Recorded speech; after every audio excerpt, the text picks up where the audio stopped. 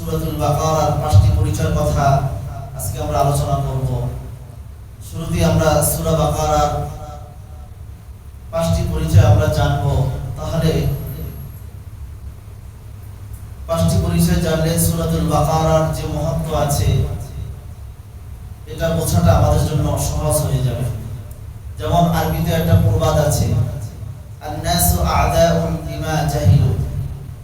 মানুষ ওই জিনিসের কদর বোঝে না যে জিনিসের পরিচয় সে জানে না, এবং যে জিনিসের পরিচয় সে জানে ওই জিনিসের কদর সে তত বেশি করে। কথা বলেন ঠিক কিনা? তা আমরা আজকে সূরা বাকারার 5টা পরিচয় জানবো। আর এই 5টা পরিচয় যদি আমাদের জানা থাকে তাহলে আমরা সূরাতুল বাকারার তাফসীরটা আমাদের জন্য বোঝাটা অনেক সহজ হয়ে যাবে। সুবহানাল্লাহ। তো 1 নাম্বার, সূরাতুল বাকারা এটা পবিত্র কোরআনুল কারীমের মধ্যে যে 114টি সূরা আছে, এই সূরার 114টি সূরার দ্বিতীয় নাম্বার সূরা এটি, এবং নাযিল হওয়ার দিক থেকে সূরাতুল বাকারা 87 নাম্বার সূরা এটি, এবং এই সূরাতুল বাকারা এটির আয়াত সংখ্যা হচ্ছে 286টি এবং শব্দের সংখ্যা হচ্ছে ৬২,০২১টি, অক্ষরের সংখ্যা হচ্ছে ৫০,৫০০টি, এবং এই সূরার মধ্যে 40টা রুকু আছে। এই সূরাতুল বাকারা কোরআনের মধ্যে সবথেকে বড় সূরা এটি, যে দ্বিতীয় আর কোরআনুল কারীমের মধ্যে সূরা বাকারার মতো এত বড় সূরা আর নেই। এই সূরা বাকারার 282 নাম্বার আয়াত কোরআনুল কারীমের মধ্যে সবথেকে বড় আয়াত। এত বড় আয়াত কোরআনুল কারীমের মধ্যে অন্য কোন সূরার মধ্যে নাই, অন্য কোন পৃষ্ঠার মধ্যে এটা নাই। পুরো এক পৃষ্ঠা জুড়ে এক আয়াত। এই সূরাতুল বাকারার মধ্যে আল্লাহ রাব্বুল আলামিন এমন একটি আয়াত রেখেছেন যে কোরআনুল কারীমের মধ্যে সর্বশেষ যে আয়াত নাযিল হয়েছে, সর্বশেষ যে আয়াত নাযিল হওয়ার বিশ্বনবী সাল্লাল্লাহু আলাইহি সাল্লামের উপর যে এই আয়াত নাযিল হওয়ার পরে আর কোনো আয়াত নাযিল হয়নি, এরপরে আল্লাহর নবী দুনিয়া থেকে বিদায় নিয়ে চলে গিয়েছেন, সেটি হলো সূরাতুল বাকারার 281 নাম্বার আয়াত, যে আল্লাহ রাব্বুল আলামিন বলেন, ওয়াত্তাকু ইয়াওমান তুরজাউনা ফীহি ইলাল্লাহ। তোমরা এমন দিনকে ভয় করো যেদিন তোমরা আল্লাহ রাব্বুল আলামিনের কাছে প্রত্যাবর্তিত হবে, আল্লাহ রাব্বুল আলামিনের কাছে ফিরে যাবে। এটা হলো কোরআনুল কারীমের মধ্যে নাযিলকৃত সর্বশেষ আয়াত। এটার পরে আর কোনো আয়াত নাযিল হয় নাই। আর আল্লাহ রাব্বুল আলামিন আয়াতটাকে সূরাতুল বাকারার মধ্যে রেখেছেন। সুবহানাল্লাহ। এই সূরাতুল বাকারার মধ্যে এমন একটি আয়াত আছে যা কোরআনুল কারীমের মধ্যে যত আয়াত আছে এর মধ্যে সবথেকে বড় সম্মানিত। এটি হচ্ছে 255 নম্বর আয়াত, যেটা আমরা সবাই জানি, সেটা হলো আয়াতুল কুরসি। কি জোরে বলেন? আয়াতুল কুরসি, যেটাকে কোরআনুল কারীমের যে আয়াতটাকে কোরআনুল কারীমের নেতা বলা হয় এটাকে। এবং এই সূরাতুল বাকারার মধ্যে 1000 আদেশ এবং 1000 নিষেধের আয়াত আল্লাহ রাব্বুল আলামিন এই সূরাতুল বাকারার মাঝে দান করেছেন।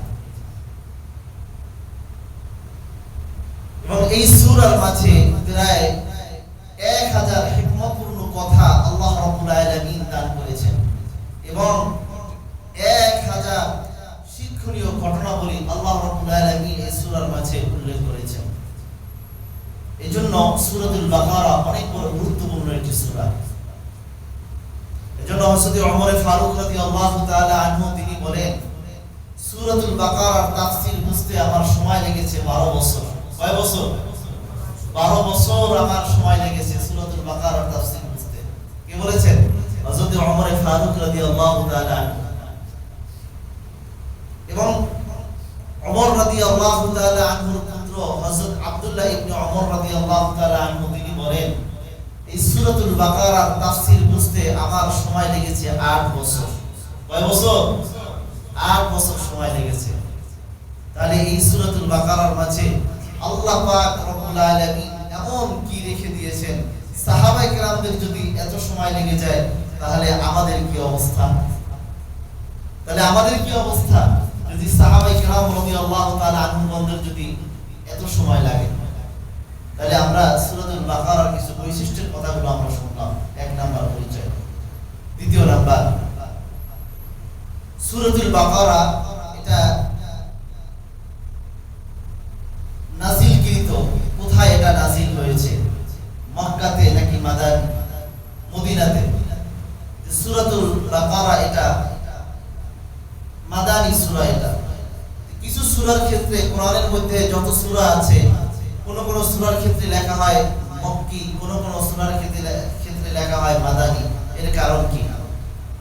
এর কারণ হলো নবীজি সাল্লাল্লাহু আলাইহি ওয়াসাল্লামের নবুয়তি জিন্দেগি কত বছর বলতে পারেন? কত বছর?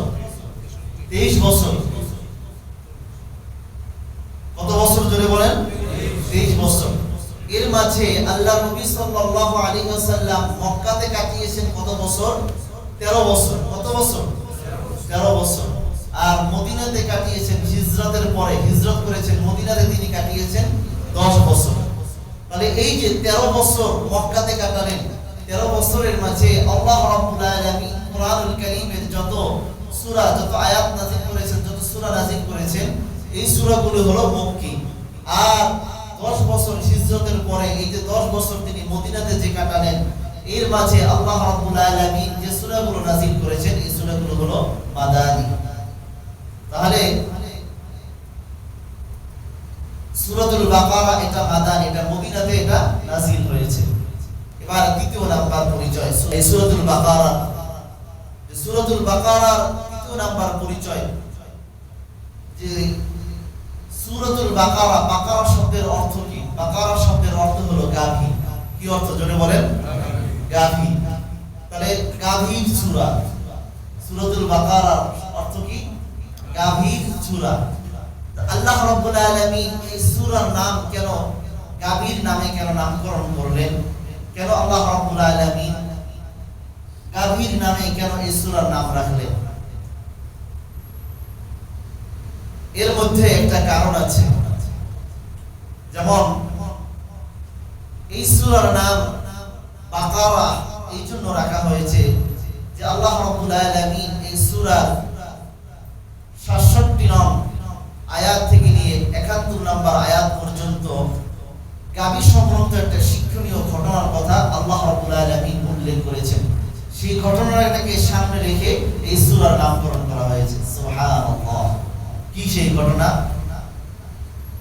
বনি ইসরাঈলের মধ্যে একজন ধনাঢ্য ব্যক্তি ছিলেন, কিন্তু তার কোনো সন্তানাদি ছিল না, তিনি নিঃসন্তান ছিলেন।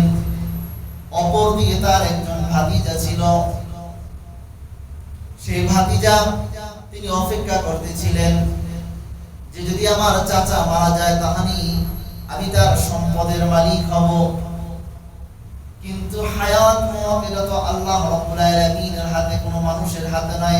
কোনো মানুষের হাতে, কোনো মানুষের হাতে নয়, এটা আল্লাহ রাব্বুল আলামিনের হাতে। কে কখন মৃত্যুবরণ করবে, কে কখন দিন বাঁচবে, এটা আল্লাহ রাব্বুল আলামিনই জানেন। ওই ভাতিজা সে শুধু অপেক্ষা করতে থাকলো,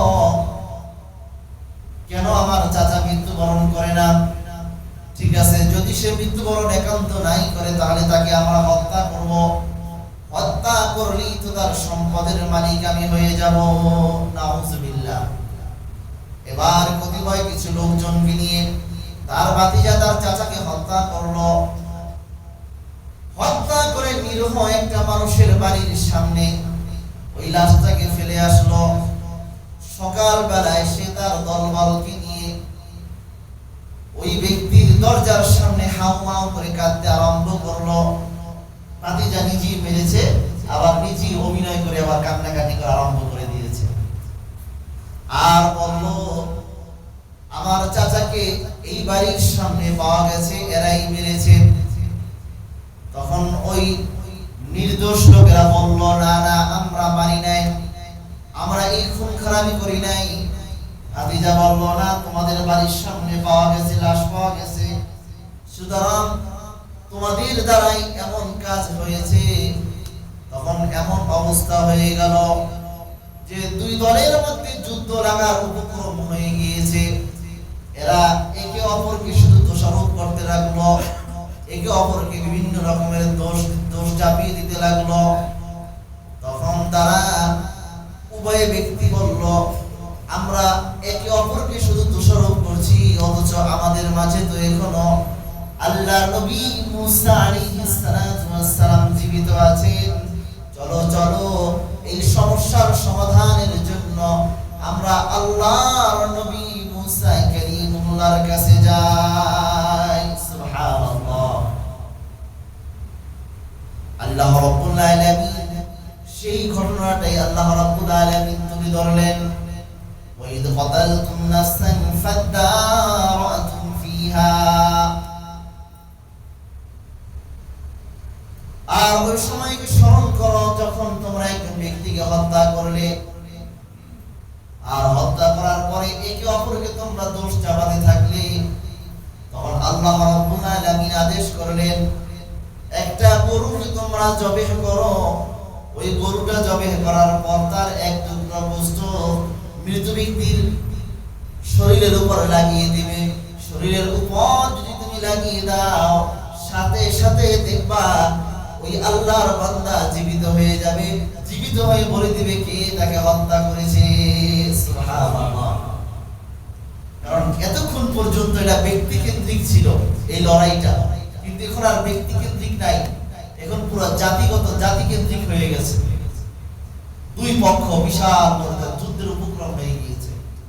তখন আল্লাহর নবী মুসা আলাইহিস সালাম বললেন, ওয়া ইয ক্বালা মুসা লিকওমিহি ইন্নাল্লাহা ইয়া'মুরুকুম আন তাযবাহু বাকারা। ওই সময়কে স্মরণ করো যখন মুসা তার সম্প্রদায়কে বললেন, ও আমার সম্প্রদায়, নিশ্চয়ই আল্লাহ রাব্বুল আলামিন একটা গাভী জবেহ করে তার গোশতটা ওই ব্যক্তির শরীরের উপরে লাগিয়ে দেওয়ার জন্য আল্লাহ রাব্বুল আলামিন আদেশ করেছেন। এখন ওই বনি ইসরাঈলরা বলল, ক্বালু আতাত্তাখিদুনা হুজওয়া। তারা বলল, ও মুসা, তুমি কি আমাদের সাথে উপহাস করছো? একটা গাভী জবাই করে তার গোশত লাগিয়ে দেবে, একটা গাভী জবাই করব, তুমি বলে দিবা আল্লাহর কাছে জিজ্ঞাসা করে খুন কে করেছে, কিন্তু তা না বলে তুমি বলছো যে গরু জবাই করার জন্য। এটা কেমন কথা? আমাদের সাথে উপহাস করছো। তখন মুসা আলাইহিস সালাম বললেন, আসলে আমি যে তোমাদেরকে যে কথাটা বলেছি এটা তো আমার কথা নয়, এটা কার কথা? আল্লাহর কথা। ক্বালা আউযু বিল্লাহি আন আকুনা মিনাল জাহিলিন। মুসা পয়গম্বর সম্প্রদায়ের অজ্ঞতা দেখে তিনি বললেন, আয় আল্লাহ, আমি কিন্তু এই মূর্খ সম্প্রদায় থেকে আল্লাহ আপনার কাছে পানা চাই, এই মূর্খতা থেকে আল্লাহ আমি আপনার কাছে পানা চাই। এবার তারা বলল, ক্বালু দু'ু লানা রাব্বাকা ইউবাইয়িন লানা মা হি। তারা বলল, ঠিক আছে মুসা, মানলাম তুমি আমাদেরকে, তোমার প্রতিপালক আমাদেরকে একটা গরু জবাই করার জন্য বলেছে, কিন্তু আমাদের জন্য একটু দোয়া করো, আল্লাহর কাছে বলো তিনি যাতে আমাদের কাছে গরুটা আমাদের কাছে স্পর্শ করে দেন। কেমন গরু হবে? আল্লাহ রাব্বুল আলামিন বলেন, ক্বালা ইন্নাহু ইয়াকুলু ইন্নাহা বাকারাতুন লা ফারিদুন ওয়ালা বিক। সম্প্রদায় বলল, বনি ইসরাঈল বলল যে গরু তো দুনিয়ার ভিতরে গরুর তো অভাব নাই, তাহলে এই গরুর যে বয়সটা কেমন হবে এটা তো আল্লাহ তাআলা বললেন না। তুমি আল্লাহর কাছে একটু দোয়া করো যে গরুর বয়সটা আমাদের জন্য নির্ধারণ করে দেয়, তাহলে আমাদের জন্য গরুটা জবাই করা সহজ হবে।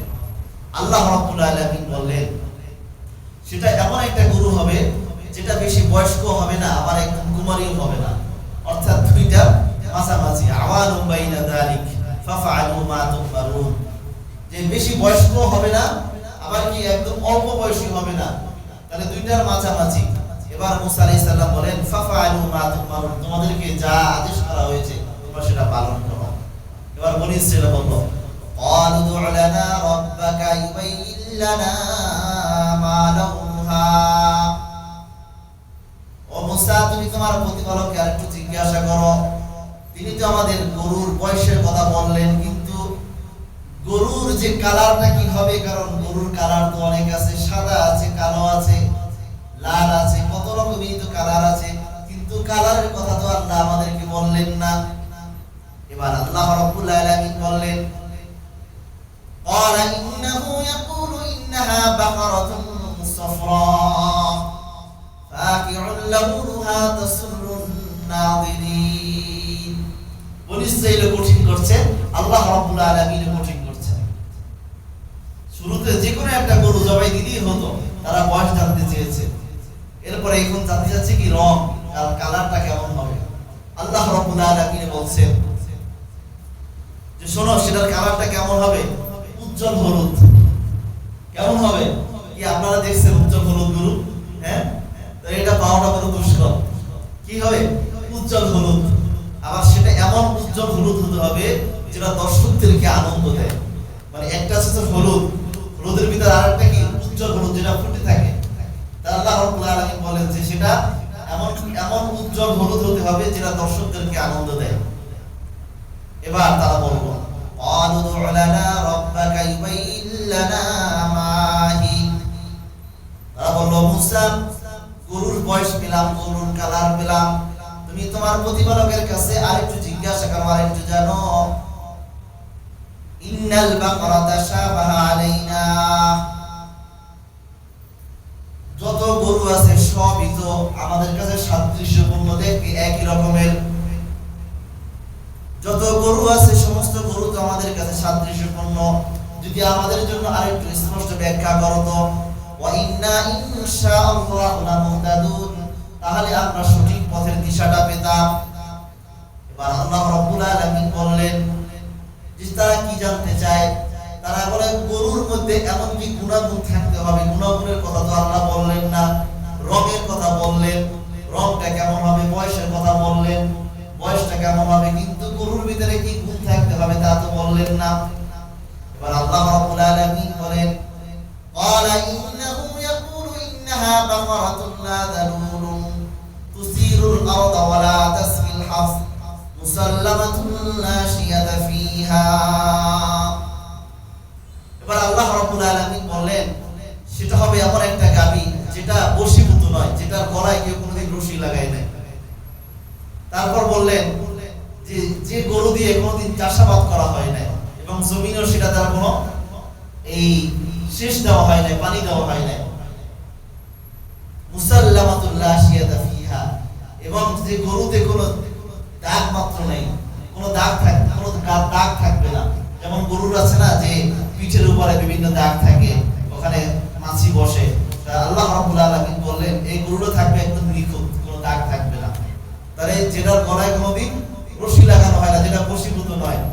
এবং গরুটা কেমন হবে, যে যেটা দ্বারা জমিন কোনোদিন কেউ চাষ করে নাই, কেউ আবাদ করে নাই, যেটা দ্বারা পানি সেচ দেয় নাই, এবং যেটার কোনো দাগ নাই, নিখুঁত থাকতে হবে।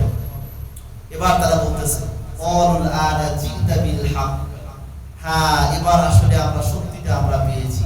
ফাদাবাহুহা ওয়া মা কাদু ইয়াফআলুন, এবার তারা বলল হ্যাঁ এবার গরুর পরিচয় পাওয়া গেছে, কিন্তু এমন হলুদ বর্ণের গাভী, এরপরে এরকমের গলায় কোনোদিন রশি লাগায় নাই, তারপরে জমিও কেউ চাষ করে নাই, এমন গরু কোথায় আছে, কোথায় পাওয়া যাবে? তারা গরু খুঁজতে থাকলো। এদিক দিয়ে আল্লাহ রাব্বুল আলামিনের একজন আবেদ, আল্লাহর একজন ওলি, তিনি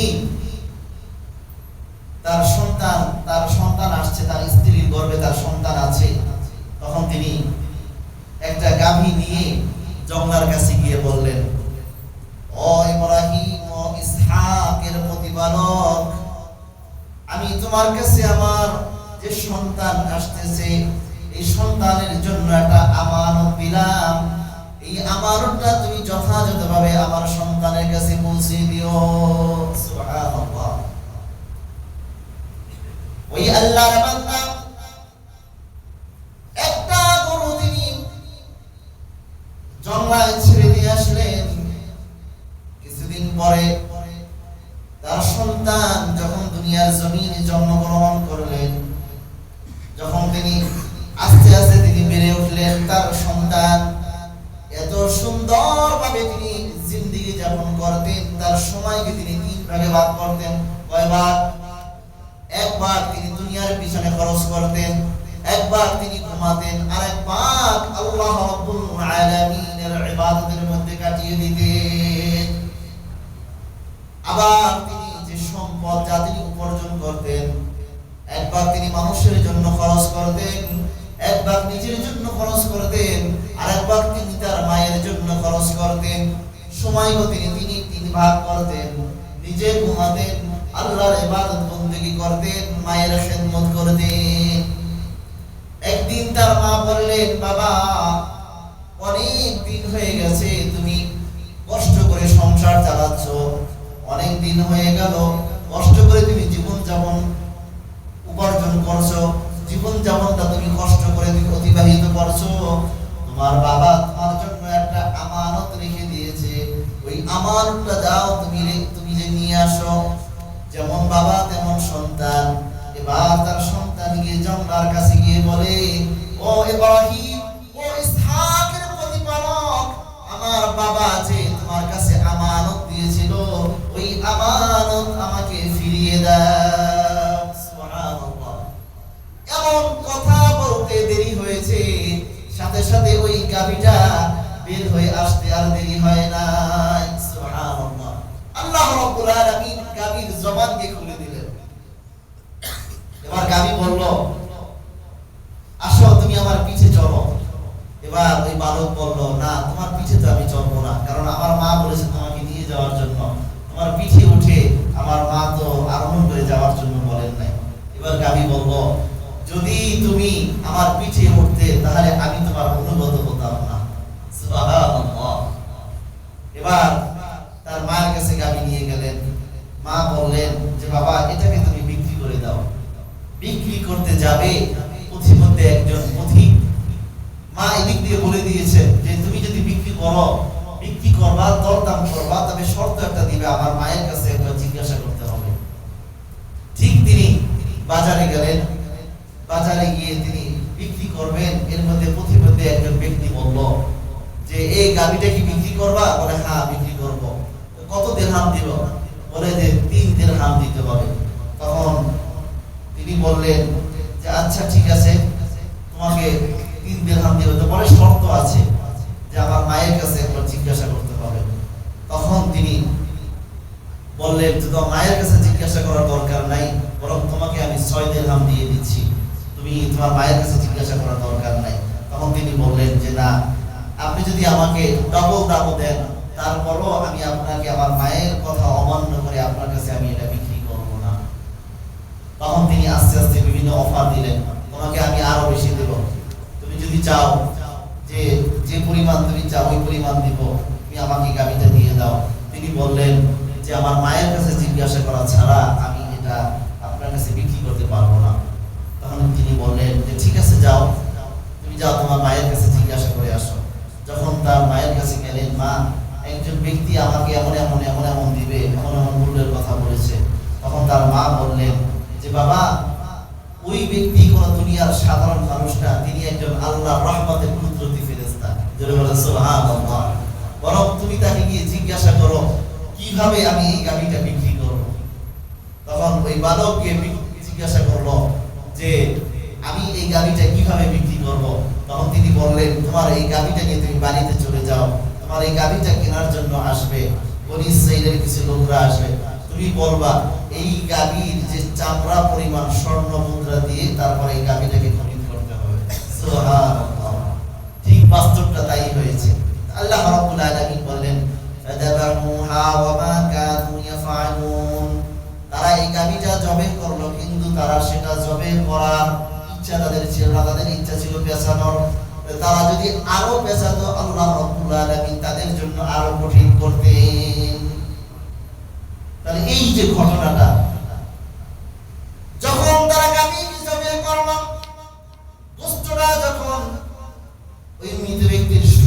মাটিতে লাগিয়ে দিলেন, সাথে সাথে তিনি জীবিত হয়ে গেলেন। জীবিত হয়ে তিনি বললেন, আমাকে আমার ভাতিজা নিজের হাতে এসে খুন করেছে। এই কথা বলে তিনি আবার মৃত্যুবরণ করলেন। আর এটা দ্বারা আল্লাহ রাব্বুল আলামিন এই কুদরত দেখালেন, মানুষ মৃত্যুবরণ করবে, মৃত্যুবরণ করার পরেও আবার যে সে পুনরায় জীবিত হবে। আল্লাহ রাব্বুল আলামিন তাদেরকে যে কবর জগতে আবার জীবিত করবেন, হাসরের ময়দানে যে আবার জীবিত করবেন, সেটার প্রমাণ আল্লাহ রাব্বুল আলামিন এই ব্যক্তির দ্বারা দেখালেন। সুবহানাল্লাহ। তাহলে এই সূরাতুল বাকারা, এই যে বাকারার অলৌকিক যে ঘটনাটা, এই ঘটনাটা আল্লাহ রাব্বুল আলামিন আমাদেরকে শোনালেন এবং আমাদের জন্য শিক্ষার ব্যবস্থা করলেন। আর এর মাধ্যমে অনেক বড় যুদ্ধ থেকে এটা একটা দেশ রক্ষা পেল, অনেকগুলো মানুষের প্রাণটা বেঁচে গেল। আর এই ঘটনার দিকে লক্ষ্য রেখেই আল্লাহ রাব্বুল আলামিন সূরাতুল বাকারার নামকে বাকারা রেখেছেন। সবাই বুঝতে পেরেছি আমরা? সূরাতুল বাকারা শব্দের অর্থ কি? গরুর ছোরা, গাভীর ছোরা। কেন আল্লাহ রাব্বুল আলামিন সূরাতুল বাকারার নাম বাকারা রেখেছেন? এই গাভীর ঘটনার দিকে লক্ষ্য রেখে। তাহলে এটা হলো আমাদের 3 নাম্বার বৈশিষ্ট্য গেল, 3 নাম্বার পরিচয় সূরাতুল বাকারা। এরপরে 4 নাম্বার পরিচয়, সূরাতুল বাকারার 4 নাম্বার পরিচয়। এই সূরাতুল বাকারার অনেক ফজিলত আছে। যেমন মুসলিম শরীফের 1860 নাম্বার হাদিস। এই হাদিসটি বর্ণনা করেছেন হযরত আবু হুরায়রা রাদিয়াল্লাহু তাআলা আনহু। عن أبي هريرة رضي الله عنه قال قال رسول الله صلى الله عليه وسلم আবু হুরায়রা রাদিয়াল্লাহু তাআলা আনহু থেকে বর্ণিত, তিনি বলেন, আল্লাহ রাসূল সাল্লাল্লাহু আলাইহি ওয়াসাল্লাম বলেন, লা তাজআলু বুয়ুতাকুম মাকাবির।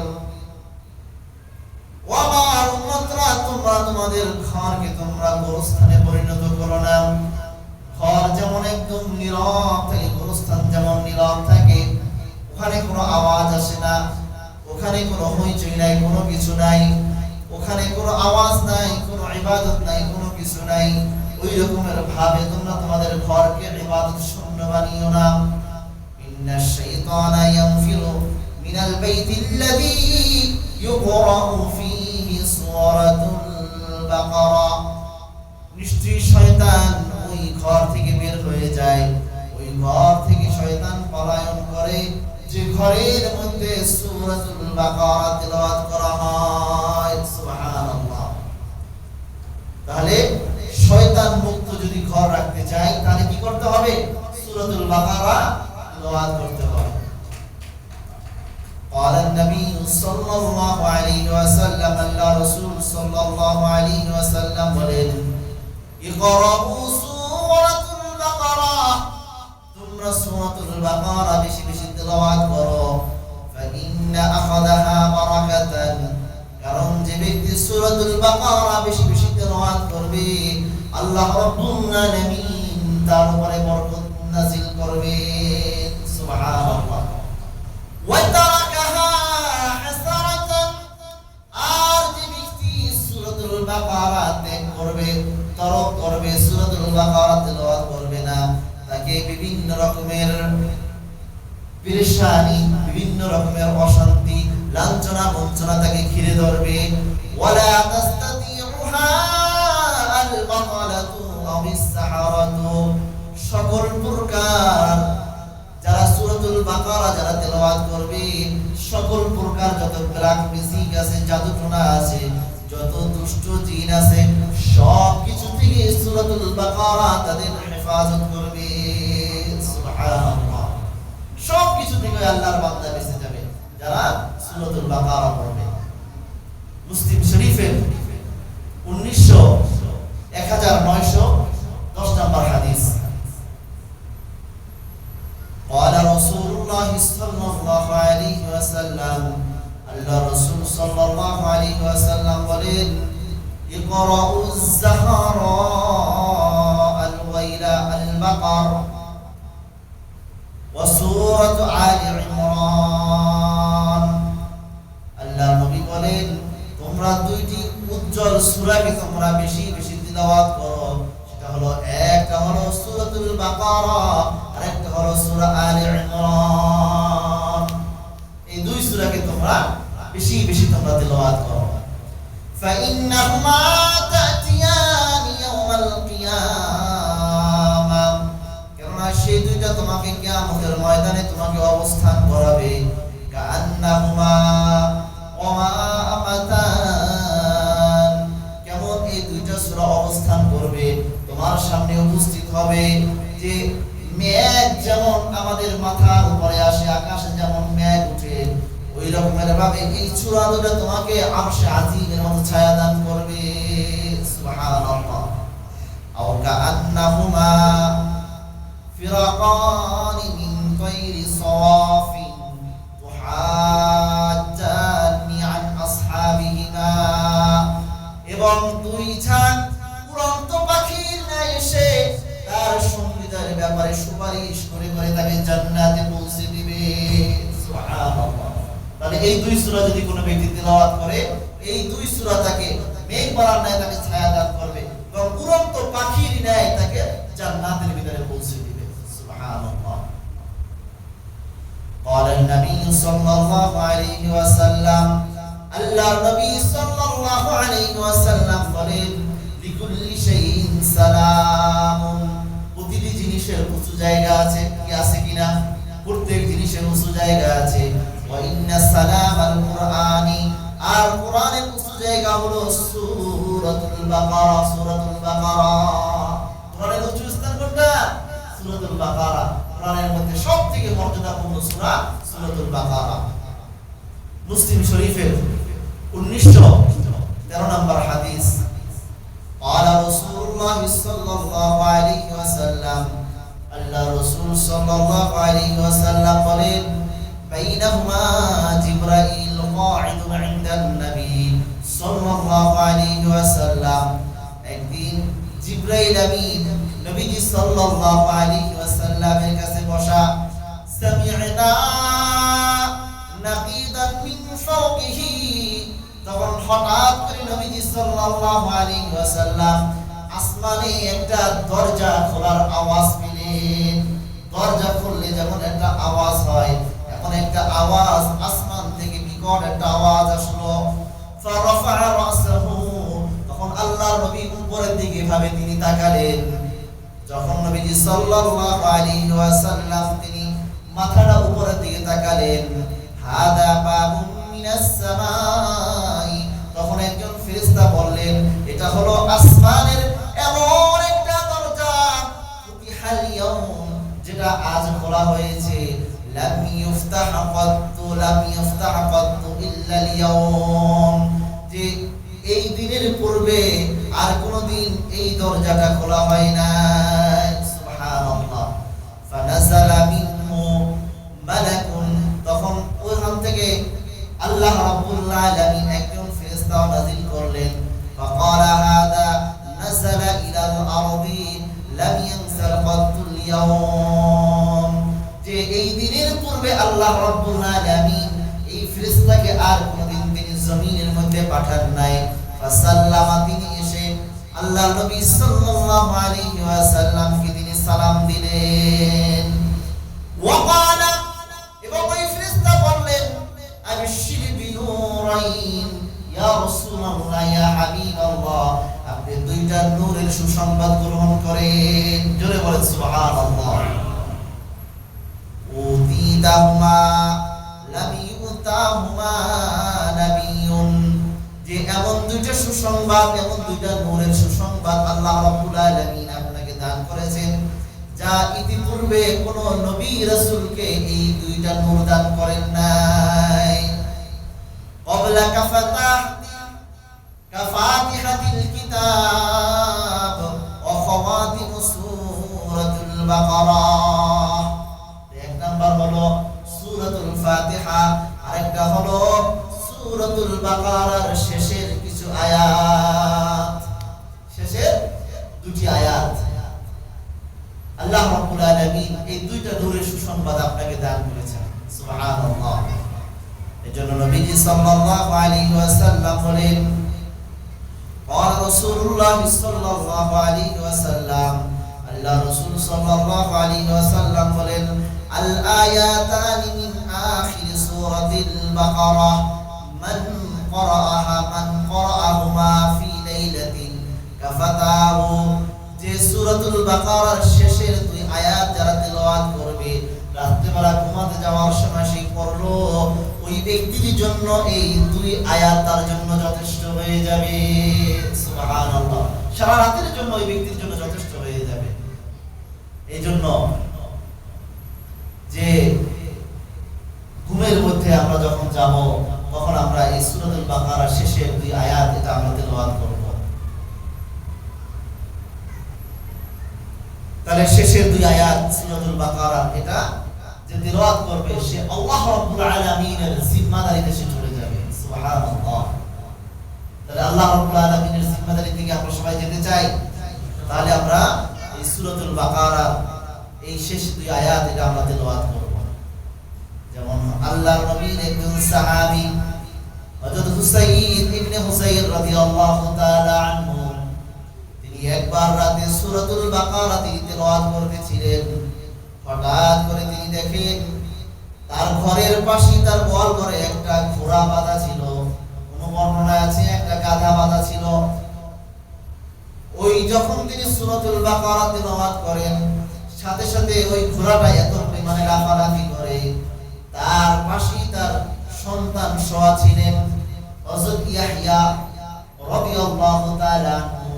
তিনি সূরাতুল বাকারার তেলাওয়াত যখন বন্ধ করেন, সাথে সাথে ঘোড়ার লাফালাফিটা বন্ধ হয়ে যায়। তিনি আবার তেলাওয়াত করেন, আবার দেখি ঘোড়াটা এত পরিমাণ লাফালাফি করে। তিনি আশঙ্কা করলেন, না জানি আমার সন্তান ইয়াহইয়া কোনো ক্ষতিগ্রস্ত হয়ে যায়। এরপর তিনি আবার তেলাওয়াত বন্ধ করলেন, আবার তিনি তেলাওয়াত শুরু করলেন। ঘোড়াটা আবার আগের মতো লাফালাফি করে। তিনি তেলাওয়াতটা বন্ধ করে তিনি বাহিরে চলে আসলেন। এসে দেখেন আকাশের মধ্যে একটা উজ্জ্বল আলো দেখা যায়। সুবহানাল্লাহ। এবার তিনি এসে ঘটনাটা আল্লাহর নবী সাল্লাল্লাহু আলাইহি ওয়াসাল্লামকে শোনালেন। আল্লাহর নবী বললেন, ও আমার সাহাবী উসাইদ, তুমি যদি এই সূরাতুল বাকারাটা যদি তুমি শেষ রাত্র পর্যন্ত, ফজর পর্যন্ত যদি তুমি পড়তা, আল্লাহর রহমতে ফেরেশতারা তোমার তেলাওয়াত শোনার জন্য এত পরিমাণে তোমার নিকটে চলে আসছিল, এত পরিমাণে নিকটে চলে আসতো, তাহলে ফজরের পরে সবাই ফেরেশতাদেরকে দেখতে পেত। সুবহানাল্লাহ।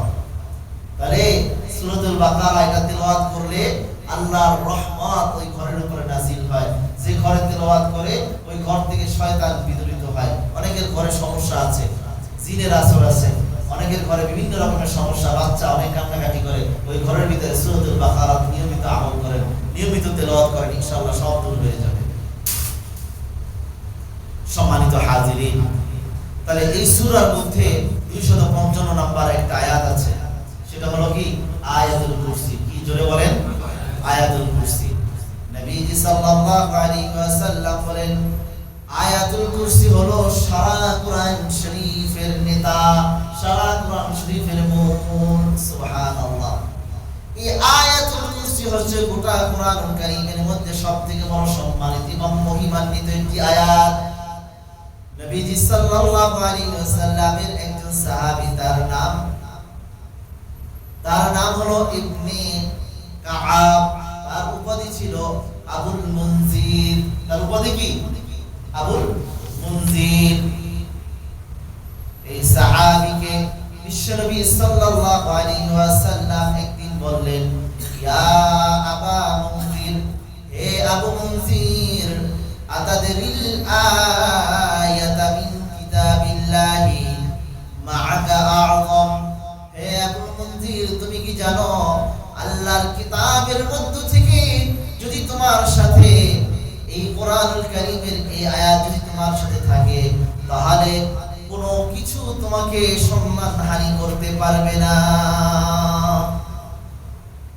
এবার তিনি বললেন, আল্লাহর কোরআনের আয়াতের মধ্যে কোনটা সবথেকে বড় সম্মানিত, তুমি কি বলতে পারো হে আবু মুনজির? তখন তিনি বললেন, আল্লাহু আ'লামু ওয়া রাসূলুহু, আল্লাহ এবং তার রাসূল সব থেকে ভালো জানেন। আল্লাহর নবী আবার দ্বিতীয়বার প্রশ্ন করলেন, ও আবু মুনজির, তুমি কি বলতে পারো আল্লাহর কোরআনের মধ্যে সব থেকে বড় কোনটি, সব থেকে উত্তম আয়াত, সব থেকে বড় মহিমান্বিত আয়াত, তুমি সম্মানিত আয়াত কি তুমি বলতে পারো? তখন তিনি বললেন, ইয়া রাসূলুল্লাহ, ইয়া হাবিবাল্লাহ, আমার কাছে মনে হয়েছে আল্লাহু লা ইলাহা ইল্লা হুয়াল হাইয়ুল কাইয়্যুম। যখন তিনি এই আয়াতটা যখন তিনি তেলাওয়াত করলেন, আয়াতুল কুরসিটা পাঠ করে যখন আল্লাহর নবীকে শোনালেন, ফাকালা, তখন ফাদারাবা ফি সাদরি, ক্বালা, তখন তিনি বলেন, আল্লাহর নবী সাল্লাল্লাহু আলাইহি ওয়াসাল্লাম দারাবা ফি সাদরি, আমার বুকের উপর একটা থাপ্পড় দিলেন। সুবহানাল্লাহ, আল্লাহর নবী খুশি হয়ে তার বুকের উপর একটা থাপ্পড় দিলেন। ওয়া ক্বালা, এবং আল্লাহর নবী বললেন, লিয়ানিকা আল ইলমু ইয়া আবাল মুনজির, তোমার ইলম আছে, বোঝা যায় তোমার ইলমের মধ্যে আল্লাহ রাব্বুল আলামিন বরকত দান করুন। সুবহানাল্লাহ, কারণ তুমি পুরো কোরআনুল কারীম পড়ে তুমি এটা বের করেছো। আল্লাহু আকবার। তিরমিজি শরীফের 2878 নম্বর হাদিস, এই হাদিসের মধ্যে এসেছে, قال رسول الله صلى الله عليه وسلم لكل شيء سلام, প্রতিটি জিনিসের একটা উঁচু জায়গা আছে, একটা উঁচু স্তর আছে। وإن سلام القرآن سورة البقرة, আর কোরআনুল কারীমের উঁচু জায়গা হলো, উঁচু স্থান হলো সূরাতুল বাকারা। ফিহা আয়াতুন, সেটার মধ্যে কারণ হলো সেটার মধ্যে একটা আয়াত আছে, ইয়া সাইয়্যিদুল কুরআন, যেটা হলো কোরআনুল কারীমের নেতা, কোরআনুল কারীমের মূল। ইয়া আয়াতুল কুরসি, সেটা হলো আয়াতুল কুরসি। সুবহানাল্লাহ। এইজন্য নবীজি সাল্লাল্লাহু আলাইহি ওয়াসাল্লাম বলেন, قال رسول الله صلى الله عليه وسلم, আল্লাহ রাসূল সাল্লাল্লাহু আলাইহি ওয়াসাল্লাম বলেন, মান ক্বারাআ আয়াতুল কুরসি আন তুবরি কুল্লি সালাতিন মাকতুবাতিন লাম ইয়ামনাহু মিন দুখুলিল জান্নাতি ইল্লা আন ইয়ামুতা, যে ব্যক্তি প্রত্যেক ফরজ নামাজের পরে কোরআনুল কারীমের এই আয়াতুল কুরসি, এটা যে ব্যক্তি তেলাওয়াত করবে প্রত্যেক ফরজ নামাজের পরে, জান্নাতে প্রবেশ করতে ওই ব্যক্তিকে কোনো কিছু বাধা দিতে পারবে না, একমাত্র মৃত্যু। অর্থাৎ মৃত্যুবরণ করার সাথে সাথে ওই আল্লাহর বান্দা জান্নাতে প্রবেশ করবে। সুবহানাল্লাহ। এজন্য নবীজি সাল্লাল্লাহু আলাইহি ওয়াসাল্লাম বলেন, যদি কোনো ব্যক্তি ঘুমাতে যাওয়ার সময় যদি আয়াতুল কুরসি পড়ে, আল্লাহ রাব্বুল আলামিন তার জন্য একজন ফেরেশতা নিযুক্ত করে দেন। যতক্ষণ না পর্যন্ত ওই ব্যক্তির ঘুম ভাঙবে ততক্ষণ পর্যন্ত ফেরেশতারা তাকে পাহারা দেয়। সুবহানাল্লাহ। আয়াতুল কুরসি কত বড় যে একটা ফজিলতপূর্ণ এই আয়াত। অনেক সময় আছে, অনেক সময় খারাপ মানুষের কাছ থেকেও কিন্তু কিছু ভালো জিনিস পাওয়া যায়। অনুরূপ ভাবে একটা ঘটনা, যে ঘটনাটা ঘটছে হযরত আবু হুরায়রা রাদিয়াল্লাহু তাআলা আনহুর সাথে।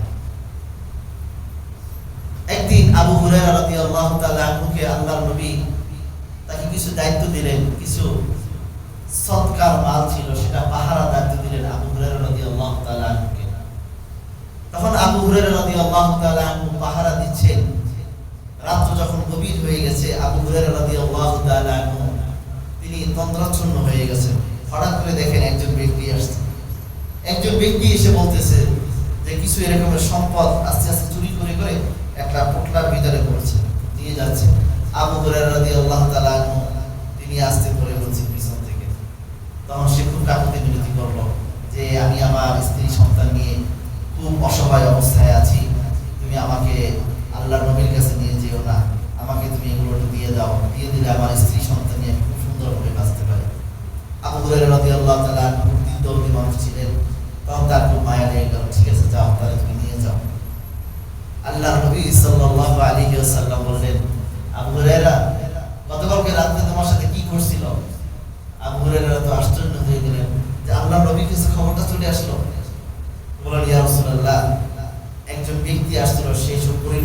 অভাবের মধ্যে আছে, সে কিছু সম্পদ চুরি করতে আসছিল, সে যেটা চুরি করছে আমি তাকে রীতি দিয়ে দিয়েছি। আল্লাহ নবী বলে ওই ব্যক্তি কিন্তু মিথ্যাবাদী। সে আল্লাহ নবী আবার এটাও বলে সে আবার আসবে। এবার দ্বিতীয় রাত্রে আবার আসছে, আসার পরে সে বলতেছে, যখন সে চুরি করে রওনা দিয়েছে, আবু হুরায়রা রাদিয়াল্লাহু তাআলা তাকে ধরে ফেলছেন, তুমি না গতকালকে আসছিলা, আবার আসছো?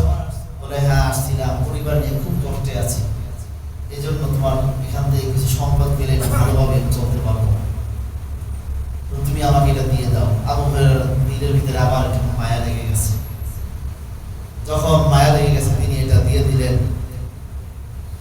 আল্লাহ নবী পরের দিন জিজ্ঞাসা করেন, আবু হুরায়রা গতকালকে কি করছিল তোমার সাথে? বলেন ইয়া রাসূলুল্লাহ, ওই লোক তো এসে আবার খুব কাকুতি মিনতি করছে, আমার দিলে খুব মায়া লেগে গেছে, সে তার পরিবারের কথা বলছে। আল্লাহ নবী বললেন ওই লোকটা কিন্তু মিথ্যাবাদী। তৃতীয় দিন আবার আসছে, এসে বলতেছে, যখন সে এরকম চুরি করতেছে, চুরি করার পরে আবু হুরায়রা রাদিয়াল্লাহু তাআলা এবার তাকে খপ করে ধরে বলছে। এবার তিনি বললেন যে আল্লাহর নবীর কথা এটা মিথ্যা হতে পারে না, কারণ আল্লাহর নবী তিনি একজন সত্যবাদী, তিনি বলেছেন এই লোকটা মিথ্যাবাদী, সুতরাং আজকের আর তার ছাড়াছাড়ি নাই, তাকে আমি আজকে নবীর কাছে এটা নিয়ে যাবই। যখন সে নবীর কাছে নিয়ে রওনা দিয়েছে, তখন সে বলতেছে, আবু হুরায়রা শোনো, তুমি তো আমাকে আল্লাহর নবীর কাছে নিয়ে যাওয়া, আমি চুরি করছি এই জন্য, তোমাকে আমি এটা খুব গুরুত্বপূর্ণ একটা আমল শিখাই দিই। আবু হুরায়রা রাদিয়াল্লাহু তাআলা বললেন, এটা গুরুত্বপূর্ণ আমল শিখাবে, যদি শিখায় আমলটার বিনিময়ে যদি আমি জান্নাতে যেতে পারি তো সমস্যা কিছু না। আচ্ছা বলো। তখন তিনি বললেন, শোনো, পুরো কোরআনুল কারীমের মধ্যে একটা সূরা আছে, সূরাতুল বাকারা, আর ওই সূরার মধ্যে আয়াত আছে, একটা আয়াত আছে আয়াতুল কুরসি। এইটা যদি তুমি তেলাওয়াত করো, পৃথিবীর এমন কোনো জিন নাই, পৃথিবীর এমন কোনো খারাপ মানুষ নাই যে তোমাকে সে ক্ষতি করবে। যখন এই কথা বললো, সে তাকে ছেড়ে দিল। আল্লাহর নবী সাল্লাল্লাহু আলাইহি ওয়াসাল্লাম এবার দ্বিতীয় দিন আবু হুরায়রাকে জিজ্ঞাসা করলেন, আবু হুরায়রা কি গতকালকে কি করছিল? তখন সে বলল, ইয়া রাসূলুল্লাহ, সে যখন চুরি করতে আসছে, আপনি তো বলছেন যে মিথ্যাবাদী, আমি তো আগেও জানতাম সে মিথ্যাবাদী, কিন্তু আমি আপনার কাছে নিয়ে আসতে যাচ্ছিলাম, এই অবস্থায় সে তো আমাকে একটা আমল শিখিয়ে দিয়েছিল, এই আমলটার বিনিময়ে আমি আপনাকে তাকে আমি ছেড়ে দিয়েছি। ইয়া রাসূলুল্লাহ, আমলটার কথা কি আপনাকে শোনাবো? আল্লাহর নবী মুসলিম মুসকি হাসি আর বলে, হ্যাঁ বলো বলো। তো সে বলছে যে কোরআনুল কারীমের মধ্যে সব থেকে দামি সূরা হলো সূরাতুল বাকারা, আর এর মধ্যে সব থেকে দামি আয়াত হলো আয়াতুল কুরসি। তাহলে আয়াতুল কুরসি যদি কোনো ব্যক্তি তেলাওয়াত করে, কোনো জিন, কোনো শয়তান তাকে কেউ কোনো ক্ষতি করতে পারবে না, কোনো ব্যক্তি তার অনিষ্ট করতে পারবে না। আল্লাহর নবী বলেন, আবু হুরায়রা, 3 দিন তো ওই ব্যক্তিকে ধরলাম, ওই ব্যক্তির পরিচয় কি তাকে তুমি জানবা? আবু হুরায়রা বলেন, ইয়া রাসূলুল্লাহ, অবশ্যই আমি জানবো। এবার আল্লাহর নবী বলেন, ওই ব্যক্তি হলো ইবলিস। ওই ব্যক্তি কি? ইবলিস। তাহলে ইবলিস বলছে কি এই আমলের কথা বলছে, ইবলিসও জানে যে এটা খুব গুরুত্বপূর্ণ একটা আমল। তাহলে ইবলিসের ধোঁকা থেকে যদি বাঁচতে চান, তাহলে কি করতে হবে? এই আয়াতুল কুরসি বেশি বেশি আমাদের পাঠ করতে হবে। মুহতারাম হাজিরিন, তাহলে আমরা সূরাতুল বাকারার এই 4th নাম্বার পরিচয়টা আমরা জানলাম। এরপরে 5ম নাম্বার যে পরিচয়, সূরাতুল বাকারার 5 নাম্বার যে পরিচয়, সেটা হলো সূরা ফাতিহার সাথে সূরা বাকারা যোগ আল্লাহ রাব্বুল আলামিন কেন করলেন? সূরা বাকারার সাথে সূরা ফাতিহার এই সম্পর্কটা কি? কেন আল্লাহ রাব্বুল আলামিন সূরা ফাতিহার পরে সূরা বাকারা আনলেন, অথচ তা নাযিল হওয়ার দিক থেকে 87 নাম্বার সূরা, এটা 87 নম্বর সূরা সূরাতুল বাকারা নাযিল হওয়ার দিক থেকে, কিন্তু কেন আল্লাহ রাব্বুল আলামিন এটাকে 2য় নম্বরে নিয়ে আসলেন? তার কারণ হলো সূরা ফাতিহার যখন আমরা তাফসীর করেছি, যারা নিয়মিত তাফসীর যারা শুনেছেন, তারা সূরাতুল ফাতিহা সম্পর্কে মোটামুটি একটা ধারণা আপনাদের সবার তৈরি হয়েছে। যেমন এর মাঝে আমরা কি করেছি, সূরা ফাতিহার ব্যাখ্যা, যে সূরাতুল ফাতিহার মধ্যে আমরা যে বিষয়গুলো আমরা পড়েছি সবগুলো আমরা সংক্ষিপ্ত আকারে পড়েছি। কি বলেছি জোরে বলেন? কোনোটাই আমরা বিস্তারিত আকারে আমরা পড়ি নাই। যেমন সূরাতুল ফাতিহার মধ্যে আমরা পড়েছি আলহামদুলিল্লাহ, যে এখানে আমরা রুবুবিয়্যাত, আল্লাহ রাব্বুল আলামিনের রুবুবিয়্যাতের পরিচয় আমরা এখানে পেয়েছি। এরপরে আর রহমানির রহিম, যেখানে আমরা আল্লাহর রহমতের পরিচয়ের কথা আমরা এখানে জেনেছি। মালিক ইয়াউমিদ্দিন,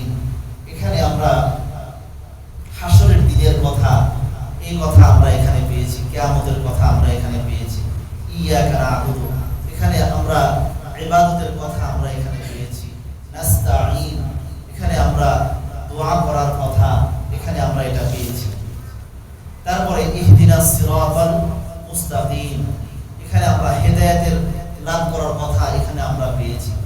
তারপরে সিরাতাল লাযীনা আন'আমতা আলাইহিম গায়রিল মাগদুবি আলাইহিম ওয়ালাদ-দাল্লিন, যে সিরাতাল লাযীনা আন'আমতা আলাইহিম, এখানে যারা সুপথপ্রাপ্ত যারা, তাদের কথা আমরা এখানে পেয়েছি। এরপরে যারা অসৎপ্রাপ্ত যারা, গায়রিল মাগদুবি আলাইহিম ওয়ালাদ-দাল্লিন, ইহুদি খ্রিস্টান যারা আছে, পথভ্রষ্ট গোমরা যারা আছে, এদের কথা আমরা পেয়েছি। যা কিছু পেলাম সবই পেলাম সংক্ষিপ্ত, কোনোটাই পাইনি বিস্তারিত, বিস্তারিত আমরা পাইনি। এই জন্য সূরাতুল ফাতিহার ব্যাখ্যা হলো সূরাতুল বাকারা। যদি বলেন সুবহানাল্লাহ। এই জন্য সূরাতুল বাকারা শুধু এতটুকু নয়, সূরাতুল ফাতিহাকে বলা হয় উম্মুল কোরআন। কি বলে বলেন? উম্মুল কোরআন, অর্থ হলো কোরআনের মা। অর্থ কি? কোরআনের মূল। তাহলে কোরআনের মূল, পুরা কোরআনুল কারীম হলো সূরাতুল ফাতিহার ব্যাখ্যা। সূরাতুল ফাতিহার মধ্যে যা আছে পুরা কোরআনের মধ্যেই তা আছে। পুরা কোরআনের মধ্যে যা আছে সূরা ফাতিহার মধ্যে তা আছে। সুবহানাল্লাহ। এইজন্য আমরা সূরাতুল ফাতিহা সংক্ষিপ্তভাবে আমরা জেনেছি, আর এখন আমরা জানবো বিস্তারিতভাবে। আর এই জন্যই আল্লাহ রাব্বুল আলামিন সূরাতুল ফাতিহার পরে সূরাতুল বাকারাকে এনেছেন, যাতে করে আমরা সূরাতুল ফাতিহার বিস্তারিত ব্যাখ্যা বিশ্লেষণ আমরা যাতে জানতে পারি। সুবহানাল্লাহ। এই জন্যই আল্লাহ রাব্বুল আলামিন সূরাতুল ফাতিহার পরে সূরাতুল বাকারা এনেছেন। তাহলে আমরা এই সূরাতুল ফাতিহার পরিচয়টা আমরা জানলাম, এরপরে আমরা সূরাতুল বাকারার এটার পরিচয়টা আমরা জানলাম। কেন আল্লাহ রাব্বুল আলামিন দ্বিতীয় নম্বরে সূরাতুল বাকারাকে আনলেন? কি হিসাবে এনেছেন? সূরাতুল ফাতিহার